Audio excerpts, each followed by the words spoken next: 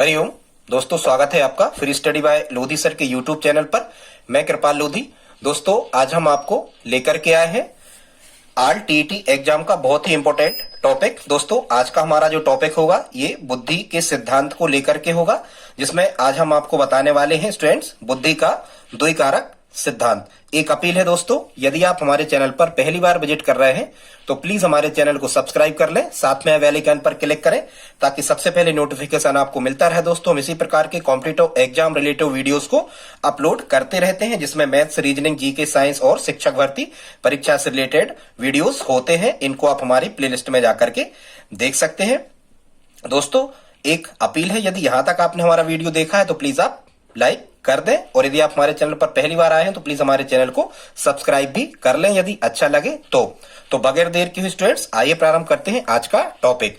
आज का स्टूडेंट्स हमारा टॉपिक है बुद्धि का द्विकारक सिद्धांत, या हम इसी को कहते हैं बुद्धि का द्वितत्व सिद्धांत। ठीक है स्टूडेंट्स, इसके अन्य नाम क्या क्या है उनको देख लेते हैं। तो बुद्धि के द्विकारक सिद्धांत को और कहा जाता है टू फैक्टर थ्योरी। क्या कहा जाता है स्टूडेंट्स?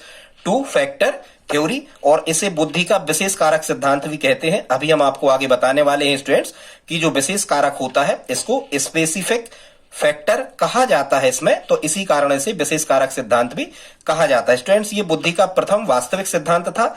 अब इसे बुद्धि का प्रथम वास्तविक सिद्धांत इसलिए कहते हैं क्योंकि जो एक कारक सिद्धांत बिने ने दिया था उनने केवल सामान्य बुद्धि को ही अस्तित्व में माना था। सामान्य बुद्धि के अलावा कोई भी बुद्धि मनुष्य में नहीं होती है, ऐसा एक कारक सिद्धांत बिने ने जो दिया था उसका मानना था। लेकिन ये जो सिद्धांत है स्पीयरमैन के द्वारा दिया गया है, और स्पीयरमैन ने सामान्य कारक के अलावा एक कारक को और शामिल किया है, तो इस कारण से इसे बुद्धि का प्रथम वास्तविक सिद्धांत कहा जाता है। आगे हम आपको बताएंगे कि इसे बुद्धि का राजतंत्रीय सिद्धांत भी कहते हैं। क्यों कहते हैं, अभी कारण ये निकल के आएगा।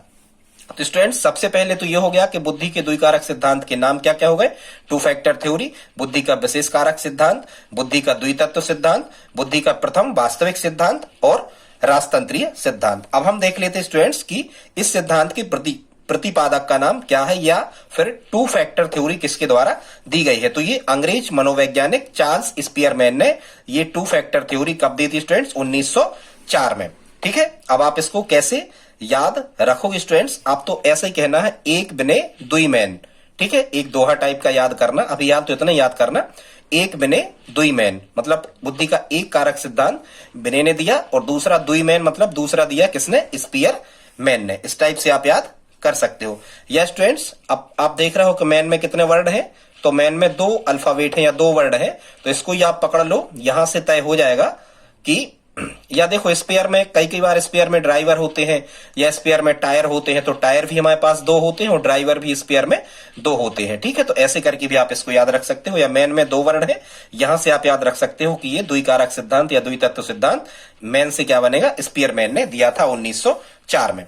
अब हम देखते स्टूडेंट्स इस सिद्धांत की विशेषताएं क्या है। तो पहले तो आपको ये याद रखना है कि ये जो स्पीयरमैन ने द्विकारक सिद्धांत दिया था, ये बिने के जो बुद्धि का एक कारक सिद्धांत था इसके विरोध स्वरूप ही इनने यह सिद्धांत दिया है।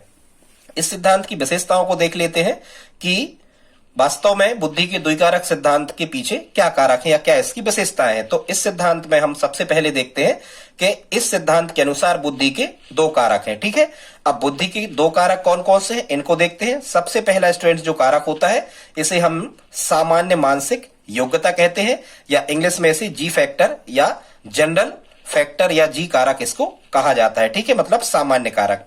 स्टूडेंट्स, जो दूसरा कारक इनने बताया है स्पीयरमैन ने, इसका नाम है विशिष्ट कारक योग्यता, या इसको विशिष्ट मानसिक योग्यता कहा जाता है, या फिर इसको एस कारक कहते हैं, स्पेसिफिक फैक्टर। ठीक है, तो जनरल फैक्टर और स्पेसिफिक फैक्टर, ऐसे ये दो कारक बताए हैं किसने? स्पीयरमैन ने। अब यहां से स्टूडेंट्स प्रश्न कैसा बन सकता है कि निम्न में से किस मनोवैज्ञानिक ने बुद्धि को दो भागों में बांटा है, सामान्य मानसिक योग्यता और विशिष्ट मानसिक योग्यता? तो आपको क्या कहना है? स्पीयरमैन के द्वारा बांटा गया है। ठीक है स्टूडेंट्स, या फिर वो कहेंगे कि बुद्धि का जी फैक्टर और स्पेसिफिक फैक्टर किसके द्वारा दिए गए हैं? तो ये भी आपको क्या कहना है? स्पीयरमैन के द्वारा दिए गए हैं। ठीक है, अभी हम इन पे चर्चा करने वाले हैं कि ये क्या कहलाते हैं। और हम देख लेते हैं स्टूडेंट्स और इनने क्या कहा है सिद्धांत के बारे में, प्रत्येक प्रकार की मानसिक कार्य में 2 प्रकार की मानसिक योग्यताओं की आवश्यकता होती है। इसका मतलब यह है कि मनुष्य के सामने जितने प्रकार की भी समस्याएं आती हैं, जितने प्रकार की भी वह मानसिक क्रियाओं का उपयोग करता है, अपनी बुद्धि को लगाता है, तो 2 प्रकार से बुद्धि उसे लगाना पड़ती है। एक तो होती है काय की सामान्य मानसिक योग्यता की, और दूसरी होती है विशिष्ट मानसिक योग्यता की। मतलब इन 2 मानसिक योग्यताओं के कारण ही, सामान्य मानसिक योग्यता और विशिष्ट मानसिक योग्यता, इन 2 मानसिक योग्यताओं के कारण ही मनुष्य अपने जीवन में आने वाली सभी समस्याओं को हल कर पाता है, स्पीयरमैन के अनुसार। ठीक है, अब हम देखते हैं और आगे इसकी विशेषताएं। सामान्य मानसिक योग्यता से सभी प्रकार के मानसिक कार्य होते हैं, जबकि विशिष्ट मानसिक योग्यता से व्यक्ति के विशिष्ट कार्यों में वह व्यक्ति निपुण हो जाता है। जैसे सामान्य मानसिक योग्यता से सभी प्रकार के मानसिक कार्य होते हैं, मतलब सामान्यतः जो कार्य होते हैं ये सामान्य मानसिक योग्यता से होते हैं, जबकि जो विशिष्ट कार्य होते हैं, कहने का मतलब यह स्टूडेंट्स, विशिष्ट कार्य का मतलब यह है कि कोई व्यक्ति अपने जीवन में किसी विशिष्टता को प्राप्त कर लेता है, जैसे बहुत बड़ा खिलाड़ी बन जाता है, बहुत बड़ा गायक बन जाता है, बहुत बड़ा एथलीट बन जाता है, बहुत बड़ा शतरंज का खिलाड़ी बन जाता है। ठीक है, इस टाइप से मतलब विशेष योग्यता यदि कोई व्यक्ति धारण कर लेता है तो इसके पीछे विशिष्ट मानसिक योग्यता या एस कारक होते हैं। ठीक है, प्रत्येक व्यक्ति में सामान्य योग्यता के अतिरिक्त कुछ विशिष्ट योग्यताएं भी पाई जाती हैं। इनका मानना था कि प्रत्येक व्यक्ति में सामान्य योग्यता तो पाई ही जाती है, इसके साथ में कुछ अतिरिक्त विशिष्ट योग्यताएं भी उस व्यक्ति में पाई जाती हैं। ठीक है, हालांकि उनने इनकी संख्या को लगभग 10 बताया था। ठीक है, इन पे चर्चा हम आगे करेंगे। इसको हम एक डायग्राम द्वारा समझ सकते हैं स्टूडेंट्स। क्या होता है कि प्रत्येक व्यक्ति में ये जो जनरल फैक्टर होता है, मतलब जी कारक होता है, ये सभी में पाया जाता है, लेकिन इसके साथ साथ में जो स्पेसिफिक योग्यताएं होती हैं S1, S2, S3, S4 या up to dash dash dash और अन्य, ये सभी अन्य योग्यताएं वह कहां से प्राप्त करता है? ये सभी की सभी वह प्राप्त करता है जीवन में शिक्षण, प्रशिक्षण या वातावरण से। लेकिन ये जो जनरल कारक होता है ये जन्मजात ही होता है। और यहां देखो आपकी कोई भी S1, S2 या S3 आपस में एक दूसरे को नहीं काट रहे स्टूडेंट्स। इसका मतलब ये होता है, उनका मानना ये था कि जो विशिष्ट योग्यताएं मनुष्य में आ जाती हैं, ये विशिष्ट योग्यताएं आपस में एक दूसरे से अलग होती हैं। इन विशिष्ट योग्यताओं का आपस में कोई भी संबंध नहीं होता, लेकिन ये अलग अलग जो विशिष्ट योग्यताएं होती हैं ये जनरल योग्यता मतलब सामान्य मानसिक योग्यता से जुड़ी रहती है, उसी के कारण ये उत्पन्न होती है। पहले सामान्य मानसिक योग्यता आती है मनुष्य में, इसके बाद वह जब वातावरण से अंतःक्रिया करता है तो अनुभव के द्वारा उसमें S1, S2, S3 मतलब ये स्पेसिफिक फैक्टर उसमें आते जाते हैं। अब स्टूडेंट्स और देखते हैं कि द्विकारक या द्वितत्व सिद्धांत के अनुसार बुद्धि किसके बराबर होती है। तो स्टूडेंट्स द्विकारक सिद्धांत के अनुसार जो बुद्धि होती है, ये बुद्धि बराबर होता है जनरल कारक मतलब जनरल फैक्टर और स्पेसिफिक फैक्टर मतलब विशिष्ट कारक। और विशिष्ट कारकों में S1, S2, S3 इनको हम जोड़ सकते हैं। तो बुद्धि बराबर क्या होता है? सामान्य कारक धन विशिष्ट कारक। ये आप याद रखना किसके अनुसार? स्पीयरमैन के द्विकारक सिद्धांत के अनुसार। यदि कभी फार्मूला पूछा जाए या फार्मूला आ जाता है तो बुद्धि बराबर G धन S, ऐसा आपको कहना है। और S के मान कोष्टक में लगा के ऐसे जोड़ के आपको रख देना। स्टूडेंट्स इस सिद्धांत को आप और आगे समझ सकते हो जब हम G और S मतलब सामान्य तत्व और विशिष्ट तत्व में यदि अंतर बता देते हैं तो आप इसको और आसानी से समझ सकते हो। अब देखते हैं सामान्य तत्व को क्या क्या कहते हैं। स्टूडेंट्स जो ये सामान्य तत्व होता है इसे मानसिक ऊर्जा कहते हैं। ये प्रत्येक व्यक्ति में पाया जाता है सामान्य तत्व। इसे क्या कहा जाता है स्टूडेंट्स?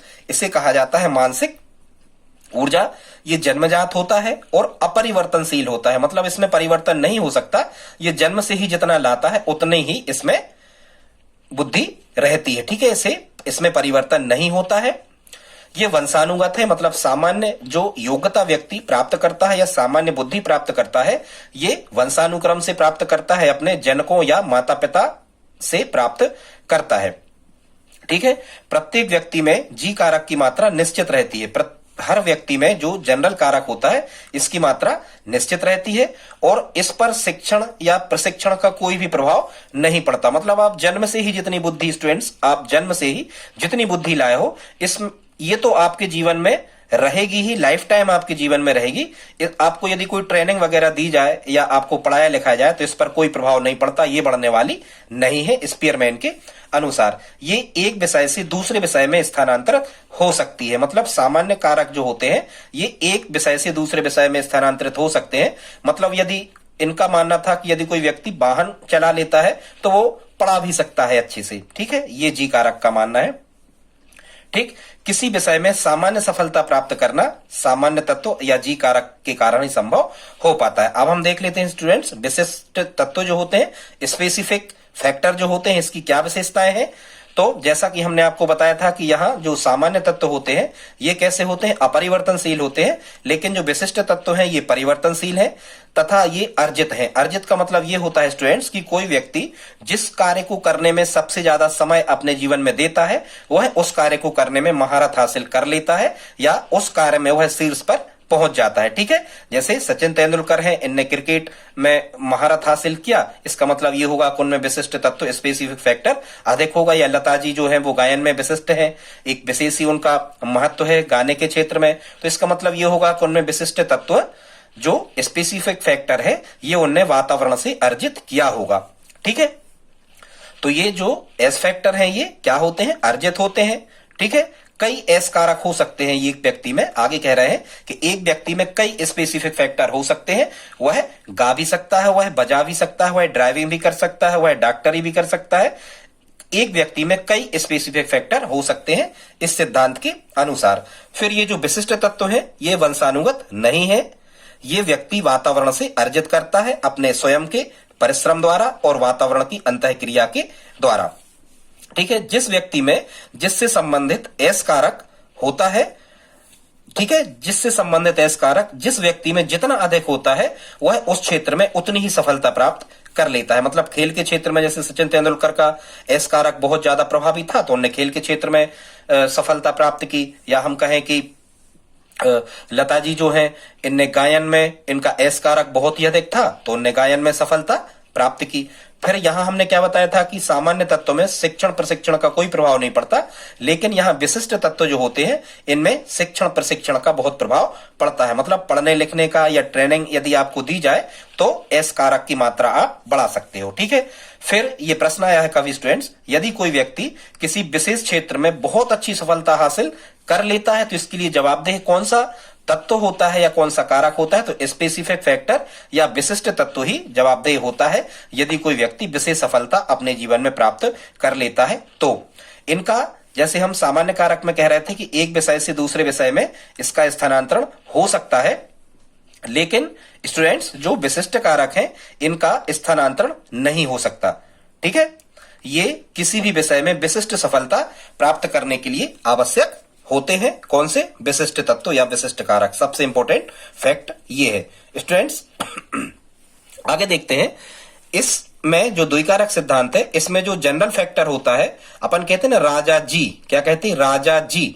मतलब यहां से आप याद रखना कि इसमें जो जी फैक्टर होता है ये राजा के समान और जो एस फैक्टर होता है ये प्रजातंत्र के रूप में कार्य करता है, इसलिए इसे राजतंत्रीय सिद्धांत भी कहा जाता है। यहां से कभी यदि प्रश्न आता है कि द्विकारक सिद्धांत को राजतंत्रीय सिद्धांत क्यों कहा जाता है तो यही कारण आपको लिखा होता है कि इसमें जी होता है, जो जी फैक्टर होता है ये राजा के समान और एस फैक्टर होता है ये प्रजातंत्र के रूप में कार्य करता है या प्रजातंत्र के समान कार्य करता है, इसलिए इसे राजतंत्रीय सिद्धांत भी कहा जाता है। ठीक है, फिर स्पीयरमैन के द्वारा इस जी कारक में और एस कारक में एक सहसंबंध भी निकाला गया स्टूडेंट्स, और ये जो सहसंबंध गुणांक का इनने मान निकाला था ये सहसंबंध गुणांक का मान सांख्यिकी के रूप में 0.62 से 0.82 तक प्राप्त हुआ था। इसी कारण इनका मानना था कि ये दो जो फैक्टर होते हैं, दो कारक होते हैं, ये कार्य करते हैं स्टूडेंट्स। यदि एक ही कारक होता यदि बुद्धि में तो फिर इस सहसंबंध गुणांक का मान कितना आता, 1 आता। तो ये कभी कभी आपसे सहसंबंध गुणांक का मान भी पूछ लिया जाता है या ये पूछ लिया जाता है कि निम्न में से किस सिद्धांत में सहसंबंध गुणांक का मान निकाला गया। तो स्पीयरमैन के सिद्धांत में किसने सहसंबंध गुणांक से बुद्धि का पता लगाया कि दो तत्व होते हैं, तो आपको स्पीयरमैन कहना है। ठीक है, तो 0.62 से 0.82 तक ये मान प्राप्त हुआ था। इस डाटा को भी आप याद रख लें। इसके बाद स्टूडेंट आप 5 मिनट और हमारे साथ रहें स्टूडेंट्स। यदि यहां तक आपने वीडियो देखा है तो प्लीज इस वीडियो को आप लाइक भी कर दें। अब देखते हैं स्टूडेंट्स बुद्धि का त्रिकारक सिद्धांत या त्रितत्व सिद्धांत। हाँ, एक बात और, ये त्रिकारक या त्रितत्व सिद्धांत या अन्य सिद्धांत इसके बाद में एक तत्व सिद्धांत के बाद द्वितत्व सिद्धांत और त्रितत्व ये क्यों आते गए? क्योंकि आधुनिक जो मनोवैज्ञानिक थे स्टूडेंट्स, उन्होंने बुद्धि के इस द्विकारक सिद्धांत को स्वीकार नहीं किया है। इसी कारण से चार्ल्स स्पीयरमैन ने पुनः अपने ही सिद्धांत में सुधार किया और 1911 में बुद्धि का त्रिकारक सिद्धांत या इसी को हम त्रितत्व सिद्धांत कहते हैं, इसी को इंग्लिश में स्टूडेंट्स कहा जाता है थ्री फैक्टर थ्योरी। तो ध्यान रखना, बुद्धि का एक कारक सिद्धांत इस दिया गया जो बेने के द्वारा, द्विकारक सिद्धांत दिया गया स्पीयरमैन के द्वारा, और त्रिकारक सिद्धांत भी ध्यान से सुनना, ये चार्ल्स स्पीयरमैन ने ही दिया है अपने खुद के द्विकारक सिद्धांत में सुधार करके। इस सिद्धांत के अनुसार इनने क्या किया कि द्वितत्व सिद्धांत में एक अन्य तत्व और जोड़ा स्टूडेंट्स, जिसे क्या कहा उनने? समूह तत्व। क्या नाम दिया उसे? समूह तत्व, या उसी को कहते स्टूडेंट्स हम क्या? सामूहिक तत्व इन्होंने नाम दिया। और जो सामूहिक तत्व होता है ये किसके बराबर होता है? तो ये बुद्धि के सामान्य कारक और बुद्धि के विशेष कारकों का योग होता है, या जो सामूहिक तत्व होता है ये जनरल फैक्टर और स्पेसिफिक फैक्टर का योग इनने बताया। अब इसका समूह तत्व का जो मान था स्टूडेंट्स, उसके बारे में चार्ल्स स्पीयरमैन ने क्या कहा है?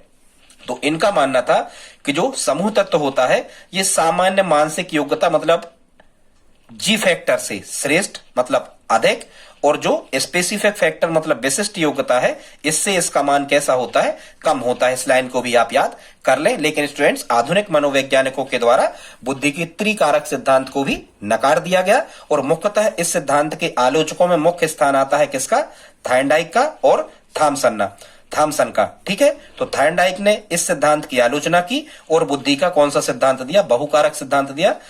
पीडीएफ में सॉरी स्टूडेंट्स ये हमारी प्लेलिस्ट में है, आप जाकर के देख सकते हैं थायरनडाइक का बुद्धि का बहुकारक सिद्धांत।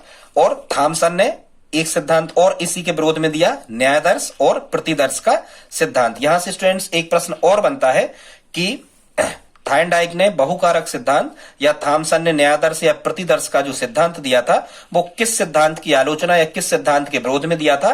तो बुद्धि की त्रिकारक सिद्धांत या त्रितत्व सिद्धांत के विरोध में थायरनडाइक और थॉमसन ने अपने अपने सिद्धांत दिए थे। स्टूडेंट्स अगले वीडियोस में हम आपको थायरनडाइक का बहुकारक सिद्धांत लेकर के आएंगे। दोस्तों यदि वीडियो पसंद आया हो तो प्लीज आप इस वीडियो को लाइक करें, और यदि आप हमारी हेल्प करना चाहें तो इस वीडियो को अपने दोस्तों के साथ स्टडी ग्रुप में शेयर जरूर करें। मिलते हैं अगली वीडियो में, तब तक के लिए जय हिंद जय भारत।